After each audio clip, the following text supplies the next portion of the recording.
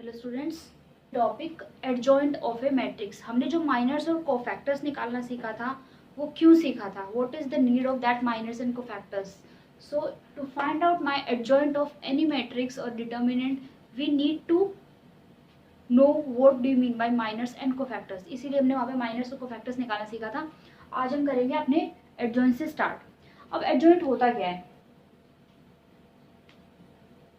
अगर जनरल मैं आपसे बात करूं, लेट ए मेरे पास कोई भी स्क्वायर मैट्रिक्स है, लेट ए भी any square matrix A11, A12, 12, A21, A22। I said A should B square matrix. Square का मतलब either the order will be 2 cross 2, 1 cross 1, 3 cross 3, 4 cross 4, it can be anything. So order should be n cross n. Fine. तो my matrix should be square matrix. ठीक है। अब adjoint को जो denote करते हैं, जो रोटेशन होता है, that is A D J. Adjoint will write the short form. Denote किससे करते हैं? एडजॉइंट जिसकी मैट्रिक्स का आप ले रहे हो, मैट्रिक्स ए तो एडजॉइंट ऑफ ए। ठीक है। Now what do you mean by adjoint of A? हमने माइनर्स और कोफैक्टर्स निकालना सीखा था।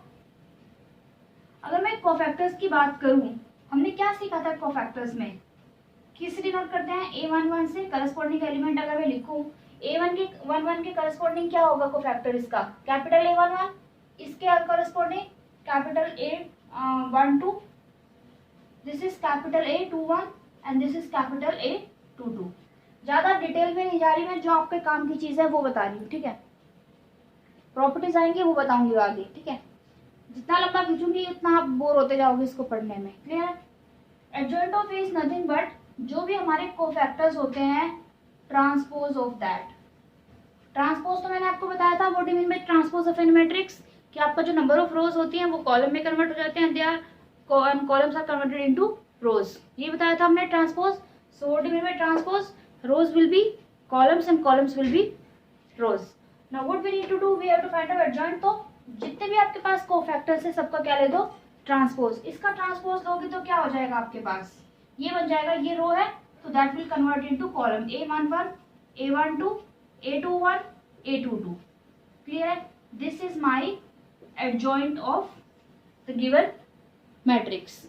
फॉर एग्जांपल, अगर मैं एग्जांपल की बात करूं, इसके एग्जांपल अगर मैं लूं, सपोज ए मेरे पास कितना है? 1 9 3 2। ये मेरे 2 क्रॉस 2 का मैट्रिक्स है। क्लियर है बात? अगर मैं आपसे बोलती हूँ इसका एडजॉइंट निकालिए, तो adjoint is very easy. What will B adjoint? आप क्या निकालोगे? सबसे पहले आप इसका क्या निकालोगे? कोफैक्टर्स निकालोगे। याद रखो पहले कोफैक्टर्स। कोफैक्टर्स कैसे निकालते हैं? 1 ऐसे क्रॉस करो, इसके अलोंग निकालेंगे तो कितना बचेगा यहाँ पे? 2। फिर इसके अलोंग निकाला तो 3, इसके अलोंग निकाला तो ये 9, और लास्ट वाले के अलोंग निकाला तो 1। ये सिर्फ अभी माइनर्स हुए हैं, कोफैक्टर्स नहीं हुए। Cofactors you need to change the sign. This will be plus, it will be minus, फिर से प्लस, और ये हो जाएगा माइनस। ये हुआ एडजॉइंट। अब इसका मुझे क्या लेना है? Transpose. Minors, cofactors, then transpose. Both all the 3 concept आपके वहां पे आपके चेक हो जाते हैं एडजॉइंट निकालने के लिए। क्या आपको माइनर्स आते हैं, क्या आपको ट्रांसपोज आता है, क्या आपको कोफैक्टर्स आता है?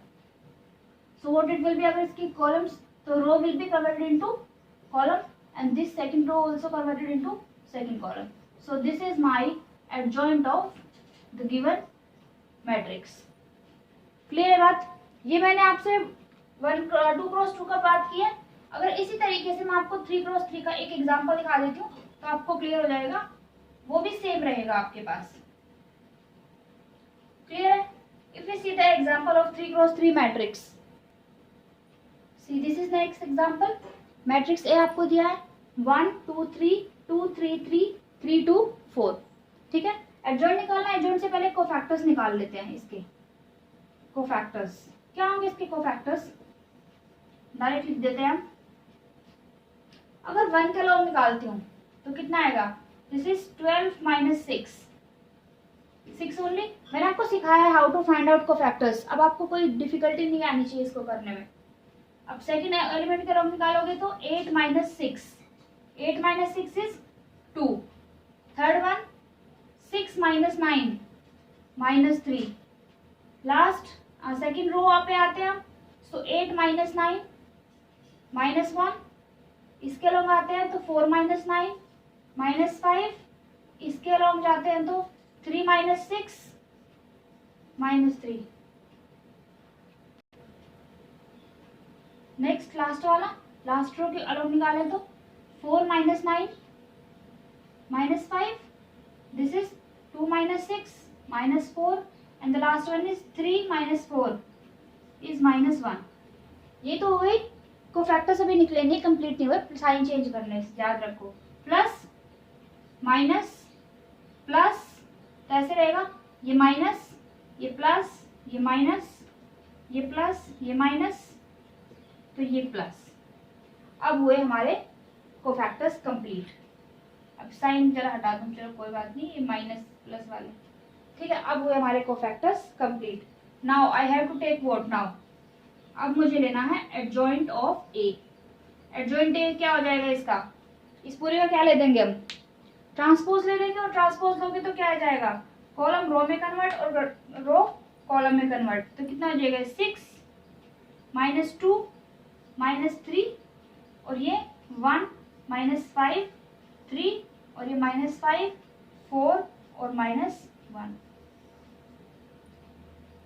देखिए आपको समझ में आती है ये बात, कोई डाउट है तो बताइए, इसमें समझ में आ रहा है? कुछ नहीं है, सिर्फ कोफैक्टर्स माइनस निकालो, कोफैक्टर्स के लिए change your sign and for the adjoint just take the transpose of your cofactors, that is nothing but your adjoint of A. Clear है? तो ये मीनिंग था 2 क्रॉस 2 में मैंने आपको बता दिया, 3 क्रॉस 3 में बता दिया।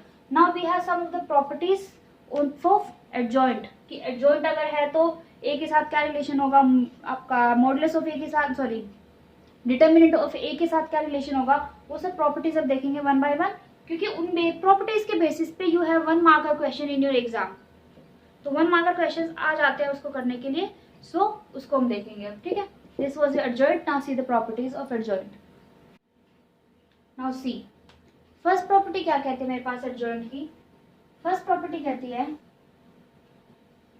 Adjoint of any identity matrix, any I. Adjoint अगर किसी भी आई का आप एडजॉइंट लेते हो तो आपके पास क्या आएगा, आई ही आएगा। बात समझ में आती है? फॉर एग्जाम्पल अगर मैंने लिया 1 0 0 1 और मैं इसका एडजॉइंट निकालने जाऊं तो क्या होगा, इसका एडजॉइंट क्या होगा, पहले माइनस को फैक्टर्स 1 0 के लॉन्ग 0 और इसके लॉन्ग फिर से 0 और इसके लॉन्ग फिर से ये, और साइन चेंज करोगे तो प्लस माइनस, ये प्लस ये माइनस, प्लस माइनस प्लस और माइनस, और ट्रांसपोज ले देते हो तो फिर से ये क्या रहेगा 1 0 0 1, तो वही चीज सेम रहती है। तो फर्स्ट प्रॉपर्टी है adjoint of any identity matrix is always the identity matrix only, ठीक है। ये आपको एग्जाम्पल मैंने बता दिया, ऐसे आप सारे आप खुद भी चेक कर सकते हो अगर मैं नहीं बताऊं तो। दूसरा adjoint of any diagonal matrix, diagonal matrix बताई थी मैंने आपको क्या होती है, adjoint of any diagonal matrix is diagonal matrix only, diagonal matrix only, this is the second property. आप कोई भी डायगोनल मैट्रिक्स उठाइए और चेक करिए कि जो मैंने बताया वो सही है गलत है, ठीक है, करिए खुद से। थर्ड प्रॉपर्टी क्या कहती है मेरे पास, let A B any square matrix, बात को हम स्क्वायर की ही करेंगे, let A B any square matrix. अब स्क्वायर मैट्रिक्स में क्या लिखेंगे, square matrix of order n cross n। अगर n क्रॉस n का जैसे 1 क्रॉस, मैंने बता दिया आपको स्क्वायर मतलब n क्रॉस n का ऑर्डर होगा। अगर कोई मैट्रिक्स है और मैं इसमें इस मैट्रिक्स में ए में एडजॉइंट को प्री मल्टीप्लाई कर दूं या पोस्ट मल्टीप्लाई कर दूं, क्या बोला मैंने, एडजॉइंट उसके एडजॉइंट को या तो मैं प्री मल्टीप्लाई कर दूं या पोस्ट या प्री, दोनों में से कुछ भी कर दूं, आपका आंसर हमेशा क्या आता है, आपका आंसर क्या आता है, your determinant of a always. ये प्रॉपर्टी है वेरीफाई करेंगे और इसी से हम एक और चीज सीखेंगे निकालना। ठीक है, ये हो गई प्रॉपर्टी। अब एक बात बताओ, इसको ले लो या इसको ले लो, एक ही बात है। ठीक है, अब इस प्रॉपर्टी को यूज करके हम निकालना सीखेंगे एक नेक्स्ट टॉपिक जो हमारा है इनवर्स ऑफ ए मैट्रिक्स, उस पर बाद में आते हैं। इसकी एक प्रॉपर्टी और देख लेते हैं। फोर्थ प्रॉपर्टी क्या कहती है मेरे पास, if I take modulus of my determinant of my adjoint A, so this is nothing but equals to determinant of A to the power n minus 1, where n क्या है इसका, n is the order of matrix। क्या समझ में आया? क्या लिखा मैंने, ये मैंने क्या लिखा है समझ में आया? क्या बोल रहा है कि अगर adjoint A का ले रहे हैं तो this is nothing but equals to determinant of n to the power A to the n determinant of A to the power n minus 1, where n is the order of matrix। Suppose वो आपसे बोले let A कोई भी matrix है 3x3 का।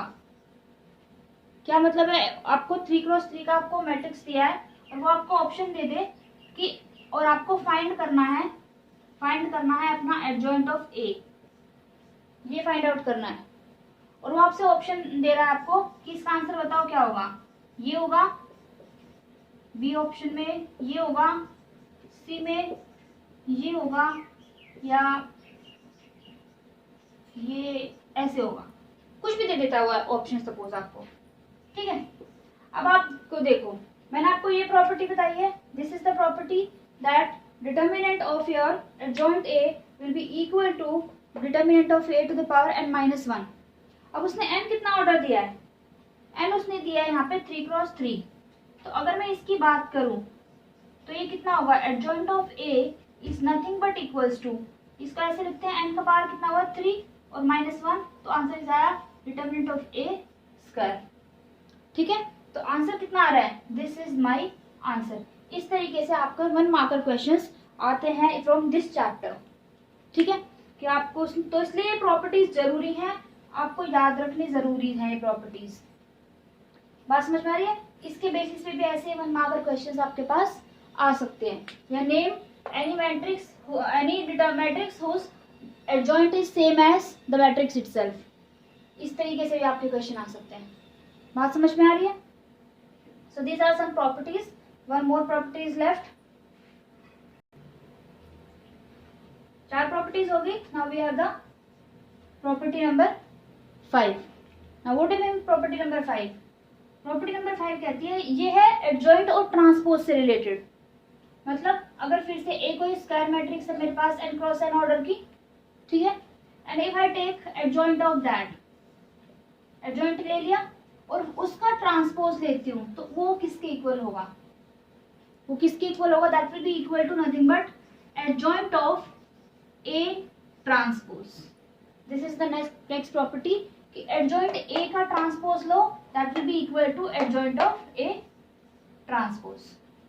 ये सारी properties आप क्वेश्चंस करोगे ना, सब आपको क्लियर हो जाएंगी, क्योंकि इनके बेसिस पे आपको बहुत सारे क्वेश्चंस आते हैं, 1 मार्कर तो बहुत सारे आते हैं। ठीक है, और आपके पास यूज भी होंगे आगे। नेक्स्ट प्रॉपर्टी है आपके पास, if you have let A and B be 2 square matrix this time. मैंने 2 ले ली, 2 स्क्वायर मैट्रिक्स ले ली। क्या कहता है, जैसे हमने वहां पे प्रोडक्ट का रूल पढ़ा था एक स्टार्टिंग में कि AB is not equal to BA, या फिर जब उसमें पढ़ा था हमने ट्रांसपोज में that AB whole transpose is nothing but B transpose A transpose. इस तरीके से now we have adjoint of AB। अगर मेरे पास दो मैट्रिक्स है और उन दोनों का क्या है, प्रोडक्ट है, तो उनका एडजॉइंट क्या होगा, adjoint will be equal to same तरीके से एडजॉइंट ऑफ B पहले आएगा और इनटू एडजॉइंट ऑफ A बाद में। तो ये है, तो नेक्स्ट रूल है adjoint of AB is nothing but adjoint of B into adjoint of A। Clear है? These are 6 and 7 properties of this determinant of the topic determinant and adjoint of matrix A। ठीक है, इसके अलावा और कोई property नहीं कोई। ठीक है, और छोटी छोटी चीजें जो बीच बीच में आती रहती है वो हम करेंगे उनको बाद में, ठीक है। मेन प्रॉपर्टी है इसकी प्रॉपर्टी नंबर 3 और प्रॉपर्टी नंबर 4 जो मैंने अभी आपको बताई थी, ठीक है। Now see the next thing, now see the next topic.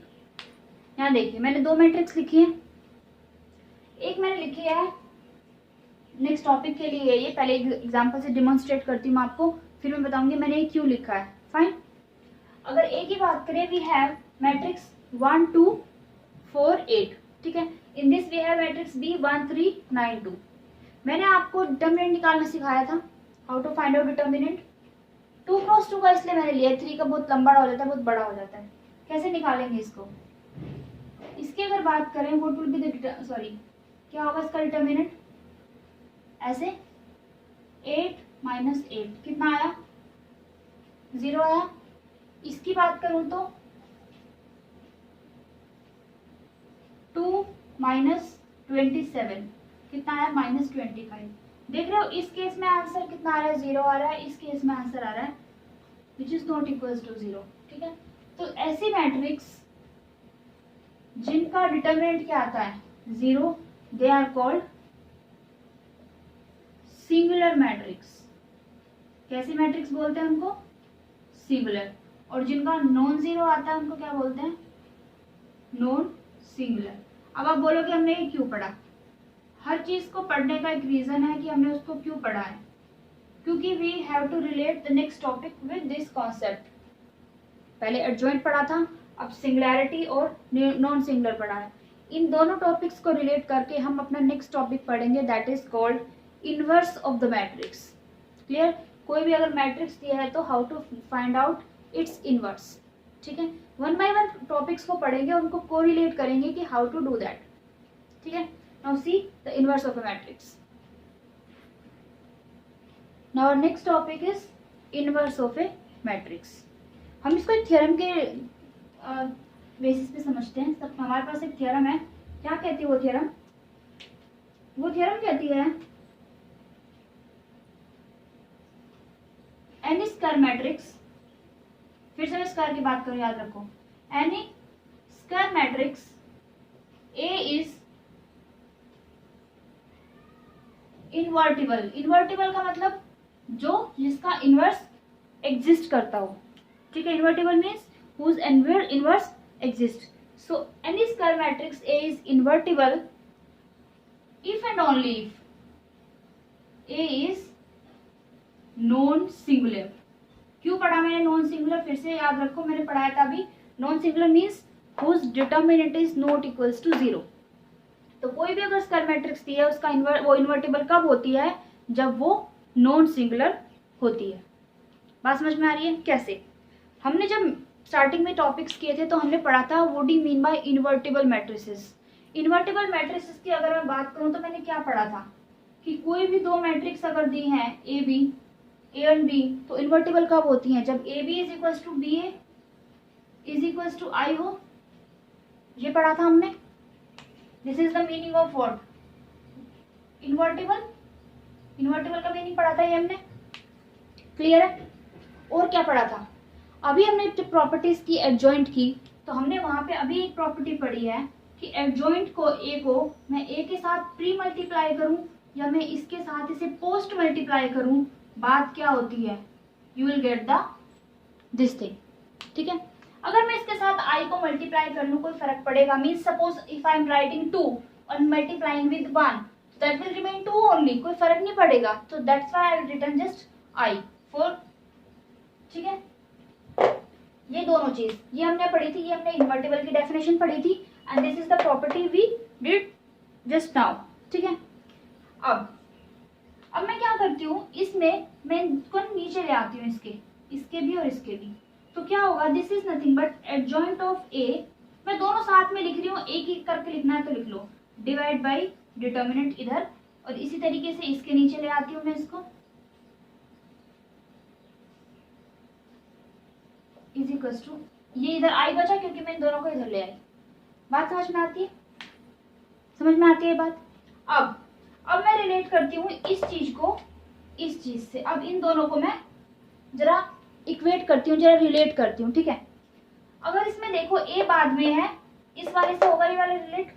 तो देखो बी ए ये यहाँ पे आना चाहिए, इसके नीचे कितना आना चाहिए बी ए, और इज इक्वल टू बीच में, और ये ए भी इधर आना चाहिए क्योंकि ए पहले है, तो A B is equal to I. अब देखो दोनों के राइट हैंड साइड बराबर है, तो जो बाकी की चीज है वो भी बराबर होनी चाहिए। बात समझ में आती है? ये बात अगर समझ में आती है, ये ए तो हो गया इसके इक्वल, ए तो ए हो गया, जो बी है बी की वैल्यू कितनी बची, देख रहे हो यहाँ से बी की वैल्यू कितनी बचेगी, बी की वैल्यू बचेगी adjoint A divide by determinant of A, adjoint है डिवाइड बाय डिटर्मिनेंट ऑफ ए, ये दिखाई दे रही है ये चीज यहाँ से। इसी तरीके से अगर मैं यहाँ से भी कोरिलेट करूँ इसको, ए पहले है ये तो हो गया इसके साथ, फाइन, व्हाट इज लेफ्ट, जो वैल्यू बची फिर से वो किसकी बची, बी, यहाँ से भी कितना आता है adjoint A divide by this, ये आता है। क्लियर है ये बात?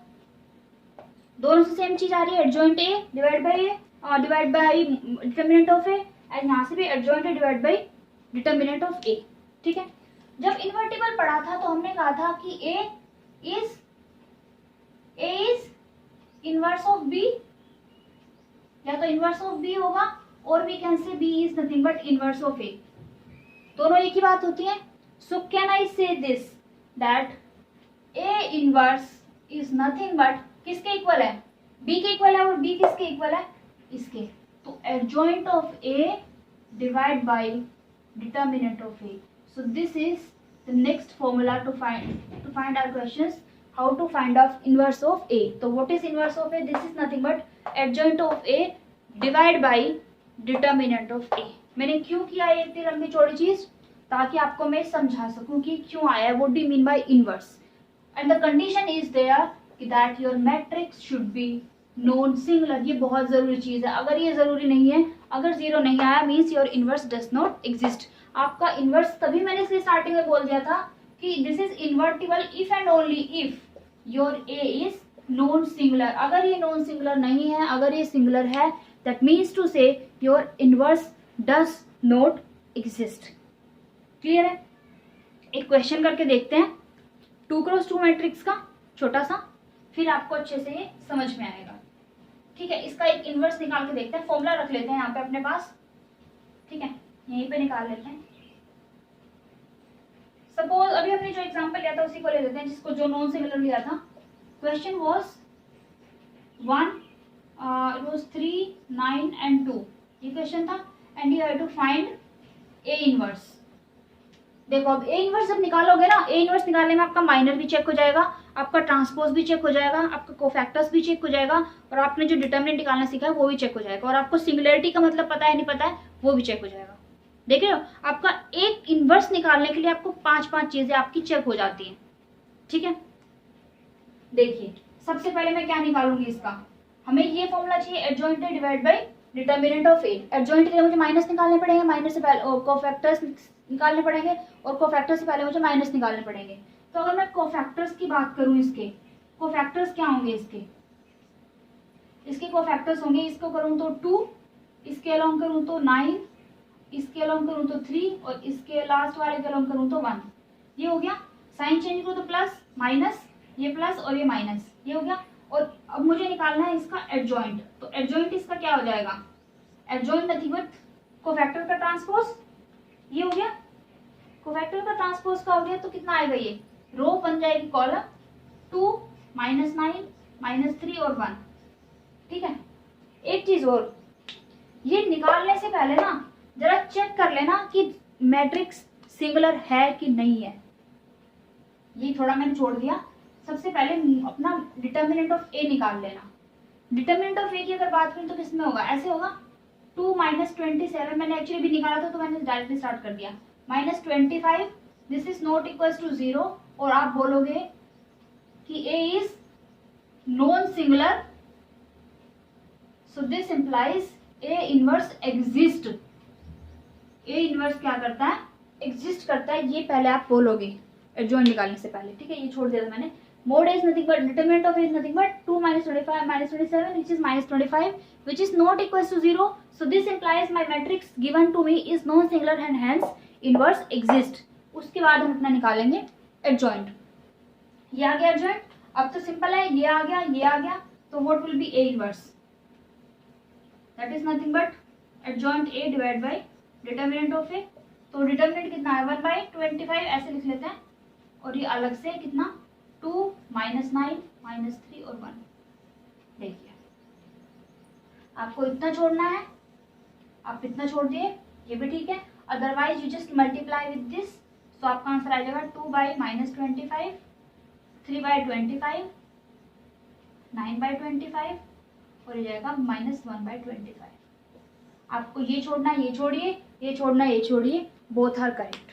कोई कंडीशन इसमें अलग से नहीं है कि यहीं तक सही है या यहीं तक सही है, ठीक है। तो ये होगा आपका how to find out inverse of a square matrix. Matrix inverse में से स्क्वायर मैट्रिक्स का निकलता है। आप 2x3 या 3x2 या 3x4 या 4x3, 2x1, 1x2, इन सब का आप नहीं निकाल सकते। You can find out only the inverse of a square matrix. And matrix is invertible if and only if your matrix is given to you is non similar. अगर non similar नहीं है तो आपकी मैट्रिक्स का आप inverse नहीं निकाल सकते। बात समझ में आ रही है? ये आपके पास फॉर्मूला, बशर्ते आपकी कंडीशन क्या होनी चाहिए, determinant of A should be not equals to 0। या मैंने आपको एग्जांपल भी बता दिया। दिस वाज 2x2 का एग्जांपल। 3x3 का थोड़ा बड़ा हो जाता है क्योंकि आपको 9 एलिमेंट्स का कोफैक्टर्स निकालने होते हैं इसमें। क्लियर है बात? नेक्स्ट, अब इसकी एक दो प्रॉपर्टीज हम बताती हूँ। Now we have some properties of inverse. Fine, कौन कौन सी प्रॉपर्टीज है? सबसे पहले लेते हैं let A and B be two non singular. याद रखो नॉन सिंगुलर कहना जरूरी है। Non singular matrix, non singular other square matrix. बात समझ में आती है? अब पहली प्रॉपर्टी क्या कहती है? फर्स्ट प्रॉपर्टी कहती है this is related with the transpose. क्या कहती है कि अगर मैंने किसी मैट्रिक्स का ट्रांसपोज किया है और उसका इनवर्स लिया है, so this will be nothing but equals to A inverse of the transpose. Sign interchange हो जाते हैं। अगर ट्रांसपोज का इनवर्स है तो this is nothing but equals to inverse का ट्रांसपोज। दोनों सेम चीज होती हैं, ठीक है। दूसरी चीज कहती है अगर किसी का मैंने इनवर्स लिया है और उसका फिर से इनवर्स ले दूं, दिस इज डबल इनवर्स लो। जैसे हमने किसने पढ़ा था? ट्रांसपोज में पढ़ा था, डबल ट्रांसपोज वाला की ट्रांसपोज का ट्रांसपोज ले दो तो सेम हो जाता है। द सेम हियर यहाँ पे इनवर्स में अगर मैंने इनवर्स का दोबारा से इनवर्स लिया, सो this will nothing but the matrix A itself, ठीक है। This is the second property. आपको वेरीफाई करना, आप कोई भी मैट्रिक्स उठाइए, वेरीफाई करिए, बिल्कुल आपको एग्जैक्ट आएगा। अगर आपको कहीं भी गड़बड़ आए तो मेरे को बता देना, एक भी आपका गलत नहीं हो सकता इसमें, ठीक है। ये सब मैंने आपको वेरीफाई करने के बाद ही मैं आपको पढ़ाया, ठीक है। कुछ गलत नहीं है इसमें। मैं कोई भी चीज में, देखो कोई भी क्लास हो, 9, 10, 11, 12 कोई भी क्लास में पढ़ाती हूँ, बेसिकली मैं कभी भी बच्चे को वो चीज नहीं बताऊंगी जो मैंने खुद वेरीफाई नहीं की, भले वो बुक में लिखी हो। Doesn't make any difference. जरूरी नहीं कि वो बुक में लिखा तो वो ठीक ही होगा, और मैं ये भी नहीं कहती कि बुक में लिखा है तो वो गलत होगा। ऐसा कुछ नहीं है। गलत है सही है वो तब तक हम नहीं एक्सेप्ट करना चाहिए, चाहे वो कोई भी चीज हो, बुक में हो, कोई बताता हो, रियल लाइफ में, एनीथिंग इट कैन बी, जब तक कि आप उसको क्रॉस चेक वेरीफाई ना कर लो। This is the main rule.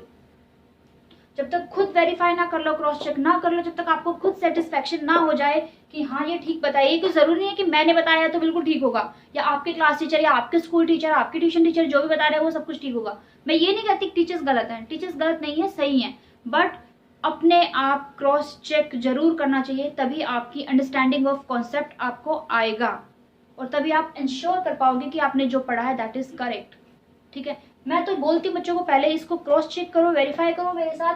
आपको अगर लगता है तो आप मेरे से क्रॉस क्वेश्चंस करो, आई नीड दैट। क्लियर है बात? Now see, now the third property क्या कहती है मेरे पास? थर्ड प्रॉपर्टी कहती है if I have a to the power n, कोई भी n ऑर्डर है उसका और उसका मैंने इनवर्स लिया है, so that is nothing but equals to a inverse to the power that order. बात समझ में आती है? This is the next property. And the last property जो इंपॉर्टेंट है, बहुत जगह आपको वेरीफाई करने के लिए भी आएगी। व्हाट डू मीन बाई अगर दोनों का प्रोडक्ट लेके इनवर्स ले दूं तो क्या आएगा? ट्रांसपोज में क्या था? A B whole transpose is B transpose A transpose. अभी इनवर्स एडजॉइंट में बताया आपको, adjoint of B is A B is equal to what? पहले बी का लेते हैं फिर ए का लेते हैं. The same process apply here also. अगर ए बी का ट्रांसपोज है that is nothing but B पहले आएगा, B inverse product with A inverse. A B आपको मैट्रिक्स देंगे और आपको बोलेगा वेरीफाई करिए this result holds, this result is true. ठीक है. So these are the some of the properties of inverse.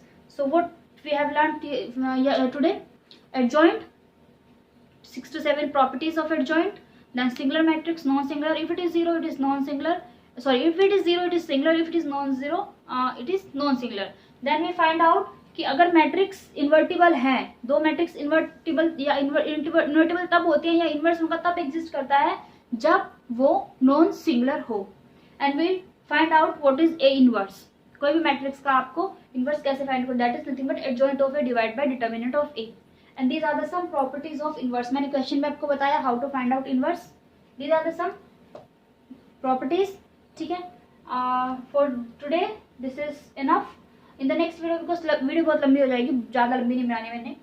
Next video में हम इसकी एक्सरसाइज करेंगे, इनवर्स निकालना सीखेंगे, कुछ प्रॉपर्टीज हैं जिनको वेरीफाई करना है वो सब देखेंगे, how to do all the questions.